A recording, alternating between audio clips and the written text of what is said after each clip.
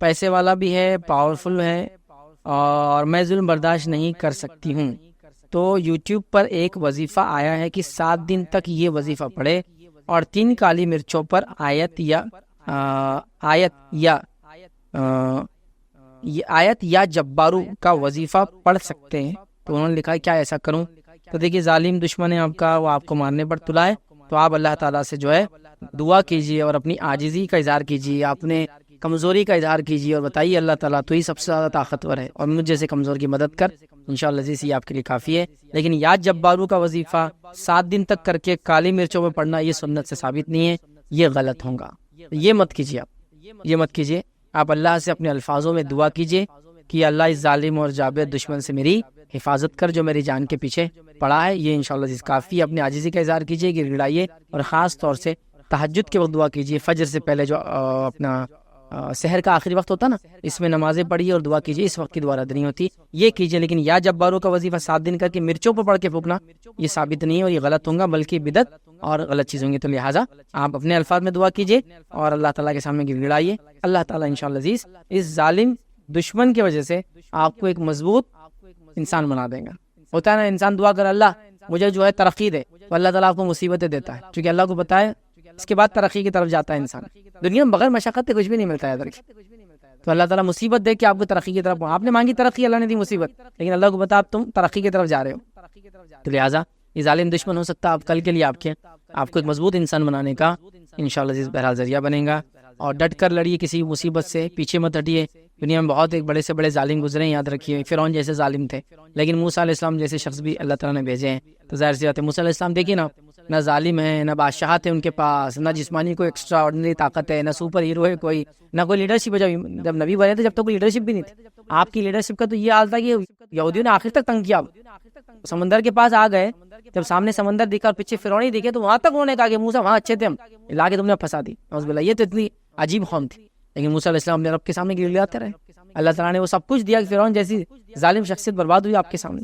حق پہ ڈٹے رہیے، دعائیں کیجیے اللہ سے، اللہ تعالیٰ انشاءاللہ اس ظالم کو یا تو کمر توڑیں گے آپ کے ذریعے، یا انشاءاللہ آپ کو ایک مضبوط انسان بنا کے چھوڑ دیں گے۔ بہرحال یہ یا جبار والا وظیفہ مت کیجیے، یہ سنت سے ثابت نہیں ہے۔ اللہ کا نام لینا جبار ایک الگ بات ہے، لیکن 7 دن کا وظیفہ کر کے کالی مرچیوں پہ پھونکنا یہ سب سنت سے ثابت نہیں ہے۔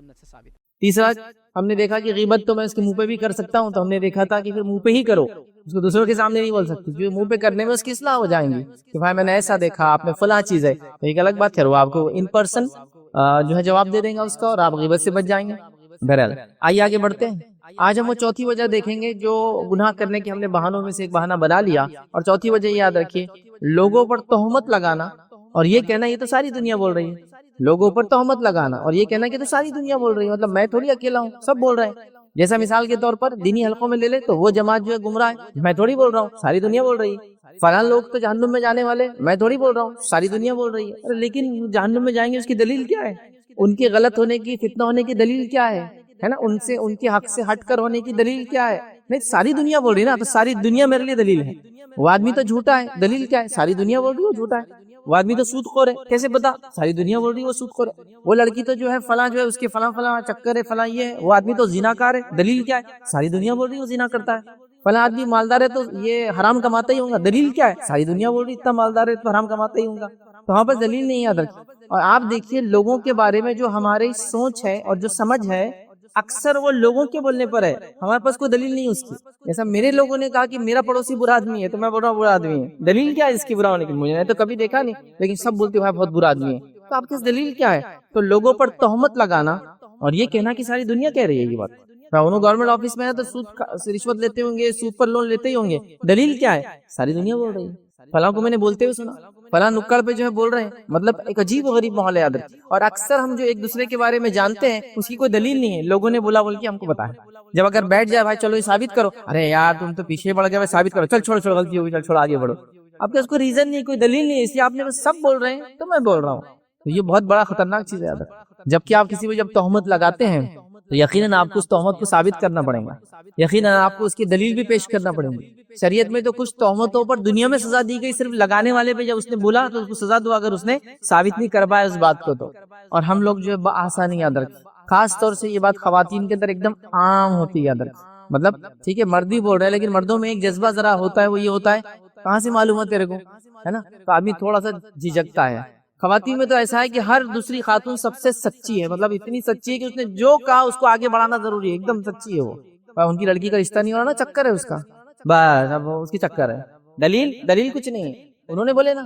جب وہی عورت آپ پہ الزام لگاتی تو پھر آستین واستین چڑھا کے شروع ہو جاتا اس سے، ایسا کیسا بولتی وہ، میں نکل کے دیکھتی اس کی چوٹی مروڑتی پکڑ کے، تب ہو جاتا۔ لیکن جب دوسروں کے بارے میں بولے سب سے سچی ہے وہ، اس کو ٹرانسفر کر دیا۔ نبی اکرم صلی اللہ علیہ وسلم نے ایسے لوگوں کے بارے میں جو اس طرح سے تہمت لگاتے، دو باتیں الگ الگ روایتوں میں فرمائی۔ ایک روایت میں دیکھیے یہ الفاظ آپ نے فرمایا، ابو داؤد کی روایت، اور کہا کسی انسان کے گناہگار ہونے کے لیے یہی کافی ہے کہ وہ سنی سنائی باتوں کو آگے بڑھا دے۔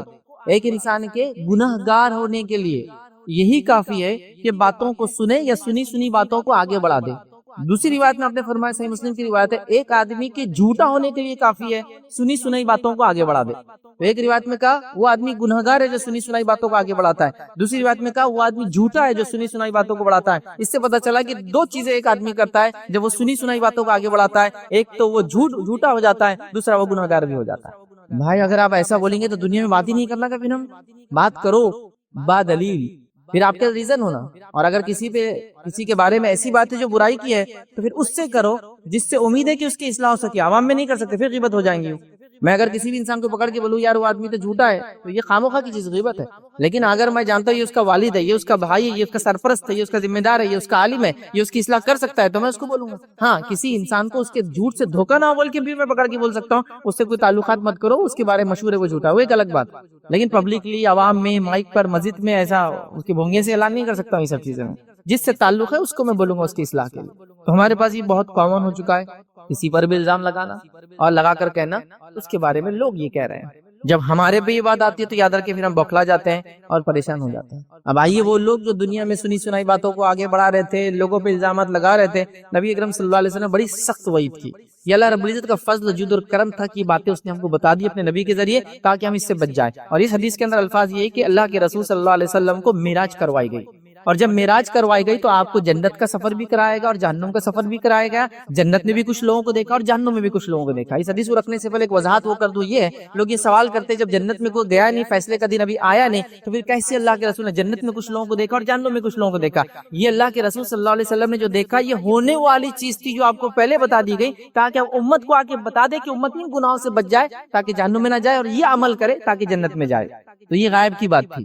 تو کوئی سوال کرے ابھی تو روزے جزا آئے ہی نہیں نا، حساب و کتاب ہی نہیں ہوا، ترازو لگا نہیں، میزان قائم نہیں ہوا، پھر کیسے دیکھا اللہ کے رسول نے فلاں انسان کو جنت میں فلاں انسان کو جہنم میں؟ یہ ہونے والی بات ان ایڈوانس بتا دی گئی تاکہ امت ان جرم سے ان گناہوں سے اپنے آپ کو بچائے۔ ٹھیک ہے، تو جتنی بھی روایتیں میں آتا ہے نا، میں نے جنت میں یہ دیکھا، میں نے جہنم میں اس شخص کو دیکھا، یہ سب ہونے والی بات ہے، ابھی کوئی گیا نہیں۔ ٹھیک ہے بہرحال، تو نبی اکرم صلی اللہ علیہ وسلم فرماتے ہوئے کہتے ہیں مجھے معراج کروا گئی، اور معراج میں یاد رکھیے آپ فرماتے ہوئے کہتے ہیں میں ایسی قوم پہ سے گزرا کہ جن کے ناخن تانبے کے تھے۔ مطلب یہ جہنم کا تذکرہ آپ کر رہے ہیں، اور جہنم میں قوم مطلب اس لیے کہا جا رہا ہے کہ بہت سارے لوگ ہیں، مطلب ایک وہ گٹ ہے، وہ ایک گروہ بن جاتا ہے جو یہ گناہ، تو پرٹیکولر گناہ کی وجہ سے پرٹیکولر جہنم میں لوگ بھگتیں گے نا سزا۔ تو کئی قوم کو میں نے دیکھا جن پہ سے جب میں گزرا تو ان کے ناخن تانبے کے تھے، اور ان ناخنوں سے اپنے چہروں کو وہ نوچ رہے تھے اور سینوں کو نوچ رہے تھے۔ تو میں نے کہا جبرائیل یہ کون لوگ ہیں، مطلب اتنی بری سزا میں مبتلا ہے، کون لوگ ہیں جو جہنم کا عذاب آگ میں ہے، پورا یاد رکھیں۔ تو آگ میں پھر وہ تانبا بھی آگ میں ہے اور وہ اپنے آپ کو نوچ رہے بھی آگ میں، یاد رکھیں۔ تو آگ کا سزا تو جہنم میں ہر چیز کے اندر آگ لگی ہوئی ہے، اس کے علاوہ ساری چیزیں، بیڑیوں میں جکڑے جانا، مارے جانا، پھل کھلائے جانا، برے کھولتا پانی ڈالا جانا، آگ میں یہ سب بھی ہو رہا ہے۔ تو کہا وہ نوچ رہے تھے، تو میں نے کہا وہ زخمی کر رہے تھے اپنے آپ۔ تو اللہ کے رسول نے فرمایا کہ یہ خطرناک منظر دیکھ کر جبرائیل امین سے پوچھا میں نے کہ یہ کون بد نصیب لوگ ہیں، کس کے ساتھ یہ سزا ہو رہی ہے؟ تو جبرائیل امین نے اللہ کے رسول صلی اللہ علیہ وسلم فرمایا یہ وہ لوگ ہیں جو دوسرے لوگوں کا گوشت کھایا کرتے تھے، مطلب ان کی غیبت کرتے تھے۔ پھر آگے فرمایا اور یہ وہ لوگ ہیں جو لوگوں کی عزتوں سے کھلواڑ کیا کرتے تھے، یعنی لوگوں کو بدنام کرتے پھرتے تھے۔ ایک تو غیبت کرتے تھے اور الزام لگاتے تھے لوگوں کے بارے میں، جو ہے ان کی عزتوں کو اتارتے تھے۔ اب عزت اتارنے کے لیے آپ سمجھ رہے ہیں، یہ تو گمراہ ہے، یہ تو فتنہ ہے، یہ تو جھوٹا ہے، یہ تو سود خور ہے، یہ تو فلاں کہہ دیا، آپ نے اس کو الزام لگا دیا۔ تو یہ دو کام کرتے تھے یاد رکھیں۔ اور ہم نے پہلے بھی دیکھا تھا غیبت کی 3 قسمیں ہوتی ہیں۔ پہلا کسی کے بھائی کے پیچھے پیٹ پیچھے بات کرنا، اس کو غیبت بولتے ہیں۔ ایسی بات کرنا جو اس میں نہیں ہے یہ بہتان ہے، جس کے بارے میں ابھی یہ بات کری۔ اور ایسی بات کرنا جس سے 2 لوگ لڑ لے اس کو چغلی بولتے ہیں۔ تو غیبت کے 3 درجے، تینوں کا گناہ الگ ہے، تینوں کی سزا الگ ہے، لیکن تینوں کو غیبت ہی بولا جاتا ہے کامنلی عربی کے اندر۔ ٹھیک ہے، تو بہرحال تو یہ سزا ہے۔ تو لہٰذا اب ہم یہ غلطی کبھی نہ کریں کہ لوگ بول رہے ہیں تو ہم اس کو فارورڈ نہ کریں، کوئی چیز لوگ بول رہے ہیں بول کے اس بات کو ہم فارورڈ میں نے کہا کہ سوشل میڈیا کے سینس میں، اور اپنی باتوں میں اس کو نہ لائے، اشارتاً بھی نہ کرے کہ یار ایسا کسی نے بولا وہ دھوکے باز، جان دو میری بات مت سنو، کیوں بولا اتنا بھی آپ نے؟ آپ کے پاس دلیل ہے تو پھر بولیے آپ، چونکہ لوگوں کے نقصان سے دوسروں کو بچانا ہی مومن کے لیے ضروری ہے۔ اب یہاں صرف ایک نقطہ رکھ دیتا ہوں، حالانکہ ہمارا ٹاپک نہیں، وہ یہ ہے کہ کچھ جگہوں پر کچھ لوگوں کی غیبت کرنا آپ پر واجب ہے، کرنا چاہیے، وہاں تو ہم کرتے نہیں۔ وہ کہاں ہے؟ جب کوئی آپ کے پاس اپنی بچی کے رشتے کے بارے میں بات لائے اور آپ کو پتا ہے لڑکا خراب ہے، تو غیبت کرنا چاہیے، آپ نے بولنا چاہیے وہ خراب ہے، پھر اس کے سامنے بات پتا چلے تو اس کو برا لگے گا، لیکن چلے گا، یہاں کر سکتے ہیں آپ۔ نبی اکرم صلی اللہ علیہ وسلم کا ایک صحابی آئی کہ اللہ کے رسول لوگوں کے رشتے آئے ہیں، نبی اکرم صلی اللہ علیہ وسلم نے سب کے بارے میں ایک بات بتائی، وہ برائی نہیں تھی کچھ بھی اس میں، لیکن ان کی وہ صفت تھی، یہاں بولا گیا جہاں کرنا ہے وہاں تو منہ بند رکھ کے کیا بولتے، اب ان کا کوئی بیچ میں بولنا، ان کا تھا، جان دو، اب رشتہ ٹوٹ گیا، ہم کو تو پہلے سے معلوم تھا، ہاں بالکل وہ لڑکا جھوٹا ہے، وہ لڑکا شرابی ہے، کبابی ہے، اس کے افیئرز تھے، فلاں تھے، ارے آپ نے جب کیوں نہیں بولا؟ ہم بولے تمہارا ہے کیوں بولنا، مطلب دوسری غیبت تو چالو ہے، جہاں ہونا وہاں ہمت نہیں کر رہے ہیں، یہاں بولنا پڑے گا۔ کوئی شخص اگر کہے کہ میں فلاں آدمی سے معاملات کر رہا ہوں، بزنس کر رہا ہوں، اور ہم پارٹنرشپ بزنس کر رہے ہیں، اور ہم دونوں 5-5 لاکھ لگا رہے ہیں، اور آپ کو پتا ہے وہ دھوکے باز، آپ کو فوراً بولنا پڑے گا بزنس مت کرو، وہ دھوکے باز ہے، حالانکہ یہ غیبت ہے، لیکن یہ جائز غیبت ہے، آپ کو کرنا پڑے گی، اس کو چھپا نہیں سکتے آپ، تو یہاں ہے۔ لیکن میں مسجد کی ممبر سے اعلان نہیں کروں گا یہ آدمی سے بزنس کرے جھوٹا ہے، اگر وہ بھی اعلان کر رہا ہے سوشل میڈیا کے ذریعے لوگوں کو لوٹ رہا ہے، تب میں کر سکتا ہوں، ایک الگ بات، سمجھ رہے ہیں بات؟ یہاں تو ضروری ہے، تو یہاں تو منہ بند ہے ہمارا، کیونکہ بعد میں وہ 5 لاکھ جب جمع کر سکتا ہے تو ہمارے ساتھ کچھ اور بھی کر سکتا ہے، تو مت بولو کچھ بھی۔ جب آدمی چونا لگ کر آ گیا، ہم کو تو معلوم تھا پہلے سے، بولا کیوں نہیں پھر؟ اب ہم بولے بھائی تمہارے شاید اچھے رشتے ہوں گے، تم کو دھوکہ نہیں دیں گا وہ، لیکن ایک کامن بات جو معلوم ہونا کسی کو ضروری نہیں، وہاں غیبتیں کرنے کے لیے وہ کامن بات بھی آپ بولتے پھرتے، لیکن یہ بات نہیں بولی آپ نے کہ لڑکا برا ہے، شادی کے رشتہ ہے، لڑکی صحیح نہیں ہے، کیا عجیب بات ہے۔ بہرحال چلیے، تو یہ چوتھی چیز تھی یاد رکھیں۔ 5واں وہ بہانہ جس کو ہم ریزن بنا کے غیبتیں کرتے ہیں، لوگوں کی معاف کرنا جو ہے گناہ کرتے ہیں، اس کو لائسنس سمجھتے ہیں گناہ کرنے کے لیے، وجہ بنا لیتے، یاد رکھیے بہانہ بنا لیتے، وہ یہ گالی دینا اور کہنا ہماری دوستی بڑی پکی ہے۔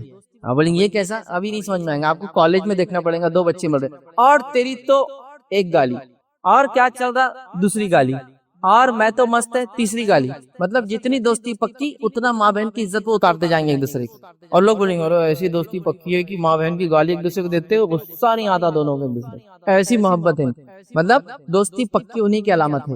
اب تھوڑا سا ٹرینڈ چینج ہو گیا ہے، کبھی کبھار تو گالی وہ انگلش میں تو سمجھ میں نہیں آ رہی، تو اس کو لگ رہا ہے وہ سلینگ ہے، بولنے کا ایک طریقہ ہے، دیتے جاؤ دیتے جاؤ دیتے جاؤ، مطلب اس میں تو اب کوئی مسئلہ ہی نہیں رہا، کیونکہ انگلش کی گالی تو گالی نہیں، اس کا گناہ نہیں لکھا جاتا نا، تو وہ تو دینے میں کوئی حرج نہیں ہے۔ اسکول کے بچوں کو دیکھ لیجئے، گھر میں چھوٹے بچوں کو، کبھی کبھار ایسا بھی ہو سکتا ہے ہم کو انگلش نہیں آتی، ڈال دی ہم کو انگلش میڈیم میں، وہ گالی بھی دے رہے تو ہم کو لگ رہا کتنا اچھا بولتا ہے یہ لفظ، کیونکہ وہ معلوم نہیں اس کا مطلب کیا ہے، وہ جو بول رہا میں دہرا نہیں سکتا ان چیزوں کو خطبے کے اندر، عام اگر تقریر ہوتی تو شاید بتا بھی دیتا تھا۔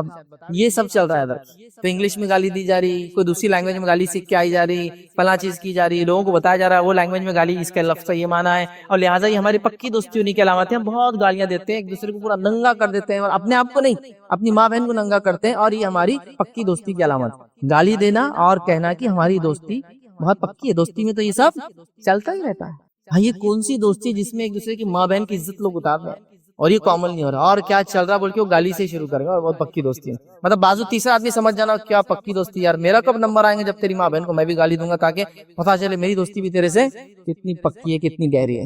عجیب و غریب بات ہے، یاد رکھیے، ٹھیک ہے، تو یہ بہت خطرناک چیز ہے، یاد رکھیے، اور یہ بہت کامن ہوتا چلا جا رہا ہے، یاد رکھیے ہمارے پاس، یاد رکھیے، اور اللہ کے رسول صلی اللہ علیہ وسلم نے یاد رکھیے اس بارے میں وعید بھی کی تھی۔ آپ نے وعید کیا کی تھی یاد رکھیے، صحیح مسلم کی روایت، آپ نے فرمایا تھا کہ بڑے گناہوں میں سے ایک بڑا گناہ یہ ہے کہ انسان اپنے والدین کو گالی دے، بڑے گناہوں میں سے گناہ یہ ہے کہ انسان اپنے والدین کو گالی دے۔ صحابہ نے کہا اللہ کے رسول اپنے والدین کو کون گالی دیتا ہے؟ ایک دم جینوین سوال تھا کہ واقعی میں کوئی اپنے ماں باپ کو تو گالی کسی بھی حال میں دیتا ہے، تو اللہ کے رسول سوال ہوا اللہ کے رسول کون اپنے ماں باپ کو گالی دیتا ہے؟ تو نبی اکرم صلی اللہ علیہ وسلم پھر سمجھا رہے کیسے دیتا ہے، جب تو دوسروں کے ماں باپ کو گالی دیتا ہے تو وہ پلٹا کے تیرے ماں باپ کو گالی دیتے ہیں، یہ تو نے تیرے ماں باپ کو گالی دی۔ سبحان اللہ، مطلب اللہ کے رسول نے پہلے ہی وہ اشارہ کر دیا کہ لوگ ایسی بھی گالیاں دیں گے اپنے ماں باپ کو۔ کیا فرمایا کہ کوئی اپنے ماں باپ کو گالی نہ دے، بڑا گناہ ہے۔ صحابہ نے کہا اپنے ماں باپ کو کون گالی دیتا ہے؟ مطلب اگر کوئی دے بھی تو دوسروں کو دیتا ہے نا، تو کہا نہیں دیتا ہے، جب تو کسی کے ماں باپ کو گالی دیتا ہے ان ریٹرن وہ تیرے ماں باپ کو گالی دیتا ہے، یہ تو نے تیرے ماں باپ کو گالی دی، کیونکہ تو نے کیچڑ اچھالا، جب تم لمٹ سے باہر گئے تو لمٹ سے باہر گئے، لیکن یہ تو غصے کی حالت میں تھا، یہ تو جھگڑے کی حالت کی بات ہو رہی ہے، یہاں تو مذاق میں جوکنگلی گہری دوستی بتانے کے لیے، محبت کی شدت بتانے کے لیے گالیاں دی جا رہی ہے، اور خواتین بھی اس میں کوئی پیچھے نہیں رہی۔ اب خواتین نے اردو والی گالیاں تو نہیں لی، چونکہ گالیاں تو انہی کے اوپر دی جا رہی ہے پوری، گالیاں تو دے رہے مرد لیکن ہوتی عورتوں پر پوری کی پوری. یہ ایک عجیب بات ہے سماج کی. کوئی باپ پہ گالی نہیں دیتا, بھائی پہ نہیں دیتا, ماں اور بہن پہ دیتا, تو وہ تو نہیں دے رہی, وہ انگلش میں گالیاں دے رہی ہے. پڑھی لکھی خاتون جو انگلش میں گالیاں دیتی ہے, اور ایسی گالیاں دیتی ہے جو کبھی کبھار خود کے لیے ہوتی ہے گالیاں, لیکن وہ دے رہے ہیں چونکہ اب تو ٹرینڈ ہے, کول فیل آتا اس سے, مطلب کول دکھتے تھوڑا سا, پتا نہیں وہ کون سی کولنس ہے جو آخرت میں ہاٹنس بن جائے گی نا. اچھا دکھتا ہے ایسا بولنے سے, کیا بولتے ٹرینڈنگ چیز دکھتی ہے, ماحول میں چلتا ہوا تو اپن میچ کرتے اس کو. یہ بہت چلتا ہے نا بھائی, جو ماحول میں اس سے میچ کرتا ہونا, وائب میچ ہونا بولتے ہیں اس کا آج کے زمانے. کیا کپڑے پہن کے آیا تھا تو یار شام کی مجلس میں, ایسے وائب میچ ہونا چاہیے. جب پھٹے پہن کیا, نکلے ہوئے پہن کیا, اونچے پہن کیا, مطلب ایسے پہن کیا کہ پبلک تو ہنسے, لیکن یہاں کی وائب یہ ہے کہ کپڑوں میں سب نے آنا چاہیے. اور وہ ہر جگہ آپ دیکھ رہے ہیں ٹرینڈنگ ہے, سب چیزیں جو بھی ہو رہا بہرحال. تو گالی دینا اور کہنا ہماری دوستی بڑی پکی ہے. تو پکی دوستی بتانے کے لیے کہا جا رہا ہے یہ بہت سخت جرم ہے. آئیے نبی کریم صلی اللہ علیہ وسلم دوسری بات میں کیا فرماتے ہیں, اور اللہ کے رسول فرماتے ہیں, جامع ترمذی کی روایت آپ نے فرمایا اور کہا, اور بے شک اللہ رب العزت فحش بکنے والے اور گالیاں بکنے والے سے نفرت کرتا ہے. اور بے شک اللہ رب العزت فحش بکنے والے سے اور گالیاں بکنے والے سے نفرت کرتا ہے. فحش جو گالیوں سے ہٹ کر بات ہے, گندی بات ہے, اور گالی دینے والوں سے اللہ تعالیٰ نفرت کرتا ہے. گالی ایک پرٹیکولر لفظ ہوتا ہے, فحش کامن چیز ہے جو آپ گندی باتیں اپنی اس میں کرتے ہیں. دونوں لوگوں سے اللہ رب العزت نفرت کرتا ہے. رب العزت جس سے نفرت کرے وہ اللہ کا چہیتا تو نہیں ہو سکتا. رب العزت جس سے نفرت کرے وہ جنت سے قریب تو نہیں ہو سکتا. تو اللہ تعالیٰ نفرت کرتا ہے. تو اپنے الفاظ کو اتنا اچھا رکھیے, اتنا نپا تلا رکھیے, اتنا گائیڈڈ رکھیے, اتنے سینسیبلی بات کیجیے, اتنی سوچ سمجھ کے وہ کیجیے, جس کو ہم یوں کہیں گے سوچو پھر بولو, بولو پھر مت سوچو. مطلب ہم لوگ بول رہے ہیں پھر سوچ رہے غلط تو نہیں بول دیا میں نے, پہلے سوچ لو کہ کیا کیا ہو سکتا ہے, نہیں بولنا پھر الفاظ. اور اس کے لیے بہت ضبط لگتا ہے. انسان کو اپنے زندگی میں کنٹرول لانا پڑتا ہے. انسان کو اپنے نفس کے اوپر ایک کنٹرول لانا پڑتا ہے کہ یار میں اپنے منہ میں احتیاط کروں, زبان کا احتیاط کروں, غلطی نہ ہو جائے. اور ایک بات زبان کی یاد رکھیے, وہ یہ ہے, یہ سائنٹیفکلی بھی ہے, اس کا مشاہدہ بھی آپ کر سکتے ہیں, اس پہ لگے ہوئے زخم سب سے جلدی بھر جاتے ہیں. بچہ گرا, زبان دانتوں میں آ گئی, 2 گھنٹے بعد آپ اس کا منہ کھول کے دیکھیے ہیل ہونا چالو ہو جاتی ہو. سب سے جلدی اس کے زخم ہیل ہوتے ہیں معلوم پورے باڈی کے اندر. ایسا 2 گھنٹے 4 گھنٹے منہ کی بھی آپ زخم دیکھیے, دانت میں آپ نے ہونٹ کو لے لیا اندر کا, تھوڑی دیر بعد دیکھیے آپ سب صحیح ہو جاتا, خون نکل سب صحیح. تو اس کے دیے مطلب منہ میں جتنے زخم ہوتے جلدی ہیل ہو جاتے ہیں. تو زبان کے زخم سب سے جلدی ہیل ہوتے, لیکن اس سے دیے ہوئے زخم کبھی بھی ہیل نہیں ہوتے. لائف ٹائم جھگڑا چل رہا ہے, اس نے میرے باپ کو گالی دیا تھا, ارے 50 سال ہو گئے نا, میرے کو ابھی بھی یاد ہے. تو اس کے زخم تو بہت جلدی بھر جاتے ہیں, لیکن اس سے دیے ہوئے زخم ہمیشہ ہرے ہی رہتے. ہرے مطلب جب زخم خراب ہو جاتا ہے اور اس میں پیپ بھرتا ہے تو ہرا دکھتا ہے زخم, ورنہ لال ہوتا ہے عام طور سے, ہرے رہتے ہیں. بہت احتیاط کیجیے, یاد رکھیے زبان کے استعمال میں. اور یہ والا ٹرینڈ میں ہم تو برائی کے معنی میں تو نہیں بول رہے تھے, لیکن یہ جو آپس میں ہی چل رہا ہے وہ ہمارا تھا کہ گالی دینا اور کہنا. ہماری دوستی تو بڑی پکی ہے, تو بہرحال دوستی میں گالی نہیں دی جاتی, عزت کیا جاتا ہے, رسپیکٹ کیا جاتا ہے, اچھے القاب دیے جاتے ہیں. ٹھیک ہے, آئیے چھٹا وہ گناہ یا وہ بہانہ جس کے نتیجے میں ہم لوگ جو گناہوں کو جائز سمجھ لیتے ہیں, یاد رکھیے وہ یہ ہے, اور یہ بہت عام ہے, یاد رکھیے, عورتوں کا بے پردہ ہونا, اور پھر یہ کہنا ہمارا دل تو صاف ہے, اور مردوں کا یہ کہنا کہ ہماری نیت و نظر صاف ہے. مطلب بھائی آپ کے پاس علاقے میں عورتیں پردہ کیوں نہیں کرتی, نہیں ہمارا تو دل صاف ہے, یہاں کی مردوں کی نیت و نظر صاف ہے, تو لہٰذا پردے کی کیا ضرورت, پردے تو چور چکے ڈاکو برے لوگوں سے ہے نا, غیر غلط لوگوں سے کرنا ہے. اور یہاں تو ماشاءاللہ صحابہ تابعین طب تابعین محدثین سلف صالحین مفسرین گھوم رہے ہمارے علاقے میں پورے, ان سے کیا پردہ, ان سے کیا مسئلہ, تو ہمارا دل صاف ہے. پردہ تو اصل دل کا پردہ ہے. یہ کیا عورتیں پردہ کر کے چلیے کچھ بھی کر رہی, ہم دیکھو بغیر پردے کے, لیکن دل ہمارا با پردہ ہے, دل ہمارا صاف ہے, ہم فلاں ہیں. اور یہ ایک دم ایک کامن ہے. اور مردوں کا یہ کہنا کہ ہماری نظر صاف ہے, نیت صاف ہے, مطلب اگر آپ کو ہم دیکھ بھی رہے ہیں اور آپ بے پردہ بھی ہے تو میری نظر بھی صاف ہے اور میری نیت بھی صاف ہے. تو لہٰذا یہ اب نیت چونکہ صاف ہو گئی, نظر بھی اچھی ہو گئی, ان کا دل بھی پاک ہو گیا, اب پردے کی حکم کی ضرورت نہیں رہی, کیا کرنے کا پردہ کر. یہ بہت کامن بہانہ ہے, یاد رکھیں. کئی اور بہانے ہیں, لیکن وہ وجوہات ہو سکتی ہے. کبھی کبھار وہ آپ بول سکتے ہیں کہ یار یہ وجہ سے ایسا ہو سکتا ہے کہ بیچاریاں مجبور ہو جائے کسی نان مسلم علاقے میں, نان مسلم ملک میں, وہ ڈسکشن ہم نہیں کر رہے. لیکن امن امان والے اچھے خاصے علاقوں میں جہاں مسجدیں بڑھ رہی ہے, مسلم آبادی ہے, آپ کو عمل کی اجازت ہے, اور وہاں آپ کا یہ بہانہ چل رہا ہے. یہ اصل ہے. ابھی ہمارے کئی ملک ایسے ہیں جہاں اگر عورتیں پردہ کر کے نکلے تو کتے بھی ڈر کے بھاگ جا رہے گلیوں سے. ان کو لگا کون آ گیا عجیب و غریب چیز, ان کو ڈر لگ رہا اس چیز, کیونکہ انہوں نے دیکھا نہیں با پردہ عورت کو. آپ سمجھ, ملک ہے ایسے. یہ وجہ کیا آپ پوچھے بھائی آپ بے پردہ کیوں ہے, دل صاف ہے بھائی، ہاں مردوں سے عورتیں پردہ کیوں نہیں کرتی؟ ہماری نظر صاف ہے، ہماری نیت صاف ہے، ہم ان کو بہن کی نظر سے دیکھتے ہیں، ان کو بھابھی کی نظر سے دیکھتے ہیں، ان کو فلاں کی نظر دیکھتے ہو، تو دل صاف ہے، نیت صاف ہے، تو پردہ اب حکم ختم کر دینا چاہیے. یہ بہت کامن ہے یہاں تک. اچھا سوال یہ ہے پردہ آیا کس کے لیے؟ جب وہ ریزن ہم دیکھ لیں گے تو ہم کو یہ ریزن سمجھ میں آ جائیں گے کہ ابھی کرنا چاہیے نہیں کرنا چاہیے. کس کے لیے آیا تھا وہ؟ کب آیا تھا وہ؟ کن لوگوں کو مخاطب تھا وہ؟ ہاں اللہ رب العالمین کن کو پہلے حکم دیا پردے کا اور کس سے حکم دیا پردے کا؟ تو سب سے پہلا حکم پردے کا کس کے لیے آیا؟ نبی اکرم صلی اللہ علیہ وسلم کی بیویوں کو حکم آیا، پھر آپ کی بیٹیوں کو حکم آیا. اس ایک ہی آیت میں ہی ہے، ایسا ایک الگ الگ دور میں نہیں آیا، ایک کے بعد ایک اللہ نے، تو میں وہ ترتیب سے گنوا رہا ہوں. پہلے حکم آیا بیویوں کو، جو کہ ہم سب کی کون ہے معلوم؟ قیامت تک آنے والے ہر مسلمان کے لیے وہ کون ہے معلوم؟ ان کی ماں ہے. امہات المومنین بولتے نا، مومنوں کی ماں، جن سے نکاح نہیں ہو سکتا. نبی نے کسی سے نکاح کر لیا تو اس سے کسی کا نکاح نہیں ہوتا ہے، وہ امت کی ماں ہو جاتی ہے، وہ ماں ہے، امہات المومنین ہے. تو پہلے اللہ نے کہا تو اے نبی آپ کی بیویوں سے کہہ دو، مطلب ہماری ماؤں سے کہہ دو، تمہاری بیٹیوں سے کہہ دو. نبی کی بیٹیوں کو مارا. پھر مومن عورتوں سے کہو کہ وہ اپنے جسموں کو جب گھر سے باہر نکلے تو چادروں سے ڈھانکے رہے. تو کس کے لیے پردے کا حکم آیا تھا پہلے؟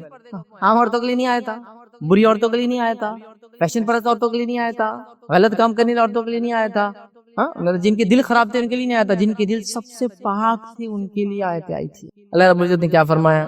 سورہ احزاب سورہ نمبر 33 آیت نمبر 59 میں اللہ فرماتا کہتا ہے یا ایھا النبی قل لازواجک، اے نبی کہہ دو اپنی بیویوں سے، مطلب ہماری ماؤں سے، وبناتک اور اپنے بیٹیوں سے کہہ دو. ٹھیک ہے، اور پھر کیا فرمایا؟ وَنِسَاءِ الْمُؤْمِنِينَ اور مسلمان عورتوں سے کہہ دو یدنین علیہن من جلابیبہن، جب وہ گھروں سے باہر نکلے تو اپنے سروں پر چادر ڈال کے نکلے. فرمایا ذالک ادنی یعرفن، یہ بہتر ہے کہ وہ اچھے سے پہچانی جائے. اور پھر فرمایا فلا یؤذین اور ان کو اذیت و تکلیف نہ دی جائے. وکان اللہ غفور رحیم اور اللہ تعالیٰ معاف کرنے والا اور رحم کرنے والا. مطلب جو ہوا اس کے لیے اللہ معاف کرنے والا ہے. جب معافی کی بات ہوئی مطلب جو ہوا وہ گناہ تھا پہلے، اس لیے کہا معاف کرنے والا. جو ہوا وہ ہوا، اب نہیں، اب گناہ ہوگا اگر آپ کریں گے. تو پہلا حکم کس کو آیا؟ مجھے اور آپ کو نہیں آیا. اچھا ان عورتوں کو جو سب سے پاک باز عورتیں ہیں، یہ بات یاد رکھیے، نبی کا جو کیلیبر ہے، جو مقام ہے، اللہ رب العزت نے یقیناً اس مقام کو کوئی اٹیب نہیں کر سکتا انسانوں کے اندر سے، جنوں میں سے، لیکن انسانوں نے اسی درجے کی عورتیں جو اس کے لائق ہے ان کو اس کی بیویاں بنایا ہے. عام عورتیں نہیں ہیں، یہ چوزن ہے، مطلب یہ چنندہ عورتیں ہیں جو اللہ نے پسند کیا اپنے نبی کے نکاح میں آنے کے لیے. کامن عورتیں نہیں ہوتی نبی کے نکاح میں جو ہوتی، یاد رکھیں. نبی کریم صلی اللہ علیہ وسلم کی بات کر رہے ہیں، ان کو حکم آ رہا ہے سب سے پہلے، ان کی بیٹیوں کو حکم آ رہا ہے، اس کے بعد پھر کہا جا رہا عام مومن عورتوں سے کہ پردہ کرے. تو سب سے پاکیزہ عورتوں کو حکم آ رہا ہے کس سے پردہ کرے؟ زانیوں سے، کبابیوں سے، شرابیوں سے، برے لوگوں سے، زمانے کے ڈاکوؤں سے. جب سفر کرے تب نہیں، حکم آ رہا ہے صحابہ سے پردہ کرے، جن کی مثال اللہ رب العزت نے توریت اور انجیل میں پہلے دے دی تھی. صحابہ بھی چوزن تھے، چنندہ لوگ تھے معلوم، کیونکہ اللہ رب العزت نے قرآن میں بیان کیا کہ صحابہ کی مثال ہم نے مثال توریت اور انجیل میں دے دی تھی پہلے. مطلب یہود و نصارہ کو یہ تک پتا تھا کہ آخری نبی آئیں گا اور اس کے اصحاب ایسے ہوں گے، اور اس کی دلیل کیا ہے کہ ان کو یہ پتا تھا.